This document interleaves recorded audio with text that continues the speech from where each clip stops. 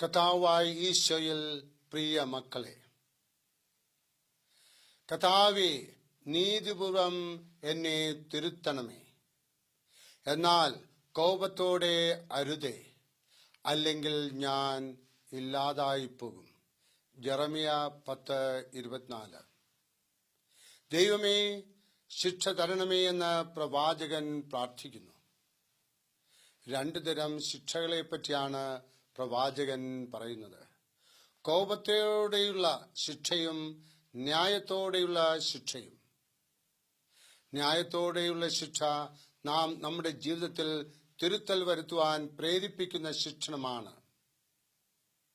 അനുതാപമില്ലാത്ത അധികം ദോഷം ചെയ്യുന്നവർക്ക് കോപത്തോടെയുള്ള ശിക്ഷ കൊടുക്കുന്നു. കുറ്റവാളിയെ തൂക്കിക്കൊല്ലുന്നത് ശിക്ഷയാണ്. അപ്പൻ മക്കളുടെ നന്മയെ ഉദ്ദേശിച്ച് കൊടുക്കുന്ന ശിക്ഷകൾ ശിക്ഷണമാണ്. ദൈവത്തിന്റെ ശിക്ഷണം വേണമെന്ന് പ്രവാചകൻ പ്രാർത്ഥിക്കുന്നു. ഫറവോ രാജാവ് ഇസ്രായേൽ ജനത്തെ പീഡിപ്പിച്ചപ്പോൾ പല പ്രാവശ്യം ദൈവം ബാധകൾ അയച്ച് ശിക്ഷണങ്ങൾ കൊടുത്തു.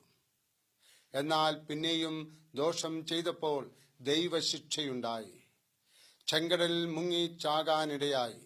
നമുക്ക് ലഭിക്കുന്ന ശിക്ഷണങ്ങൾ തിരിച്ചറിഞ്ഞ് ജീവിതഗതിക്ക് തിരുത്തലുകൾ വരുത്തണം.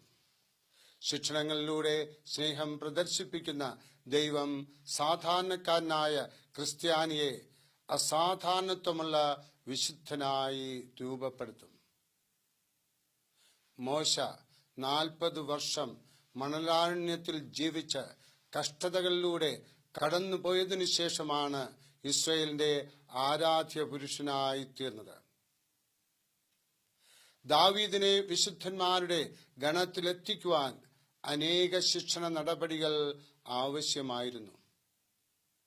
വത്സലപുത്രൻ അകാല ചരമം പ്രാപിച്ചതും, അബ്സലോം തനിക്കെതിരായി കൂട്ടുകെട്ടുണ്ടാക്കിയതും, കാടുകളിൽ അലഞ്ഞു നടക്കാനിടയായതും ദാവീദിന്റെ ജീവിതത്തെ ദൈവത്തിന് കൊള്ളാവുന്നതാക്കുവാൻ മുഖാന്തരമായി. ദൈവം തരുന്ന ശിക്ഷണങ്ങൾ മനസ്സിലാക്കി സ്വന്തം ജീവിതത്തിൽ തിരുത്തലുകൾ വരുത്തുന്നവർ വരാവുന്ന ശിക്ഷയിൽ നിന്ന് രക്ഷപ്പെടും.